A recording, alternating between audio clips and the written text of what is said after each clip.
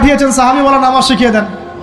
তখন তিনি বলছেন ঠিক আছে, সুন্দর করে ওযু করে আসো, সুন্দর করে ওযু করে আসো। ওযু করার সময় খালি খেয়াল রাখবা যে আমি ওযু করছি শুধু আল্লাহর সন্তুষ্টির জন্য। কি খেয়াল রাখবেন? ওযু করছি শুধু আল্লাহকে রাজি খুশি করার জন্য ওযু করছে, আর কোনো উদ্দেশ্য নাই আমার।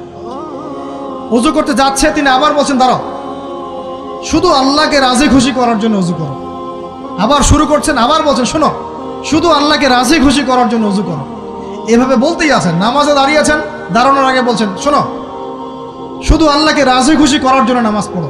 বলতেই আছেন। এক পর্যায়ে সে ব্যক্তি নামাজ শুরু করলো, নামাজে মনোযোগ এদিক ওদিকে যায়, আর তার মাথায় এটা আসে, এই শুধু আল্লাহকে রাজি খুশি করার জন্য আমাকে নামাজ পড়তে হবে, শুধু আল্লাহকে রাজি খুশি করার জন্য নামাজ পড়তে হবে। এই চিন্তা তার মনের মধ্যে ঘুরপাক খাচ্ছে।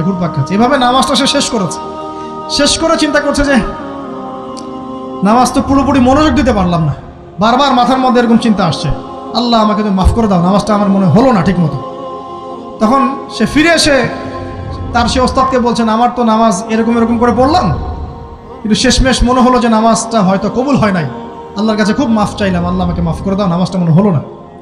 তখন সেই যে প্রথম ব্যক্তি যিনি পাঠিয়েছেন তিনি বলছেন, এটাই হলো সাহাবীওয়ালা নামাজ। তারা আল্লাহকে রাজি খুশি করার জন্য নামাজ পড়তেন, নামাজ শেষ করে আল্লাহর কাছে ইস্তেগফার করতেন, আল্লাহ কিছুই হলো না।